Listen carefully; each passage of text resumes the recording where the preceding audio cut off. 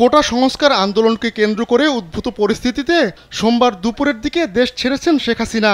এক প্রতিবেদনে এ তথ্য জানিয়েছে ভারতের সংবাদ মাধ্যম এনডিটিভি। এদিকে বার্তা সংস্থা এএফপি জানিয়েছে, বেলা 2:30টায় বঙ্গভবন থেকে একটি সামরিক হেলিকপ্টারে শেখ হাসিনা উড্ডয়ন করেন। এ সময় তার ছোট বোন শেখ রেহেনা সঙ্গে ছিলেন। শেখ হাসিনা ও তার ছোট বোন শেখ রেহেনা নিরাপদ স্থানে চলে গেছেন। শেখ হাসিনা যাওয়ার আগে একটি ভাষণ রেকর্ড করে যেতে চেয়েছিলেন, কিন্তু সে সুযোগ তিনি পাননি। এদিকে দেশের বর্তমান পরিস্থিতি নিয়ে শীর্ষ রাজনৈতিক নেতাদের সঙ্গে বৈঠকে বসেছেন সেনাপ্রধান জেনারেল ওয়াকারুজ্জামান।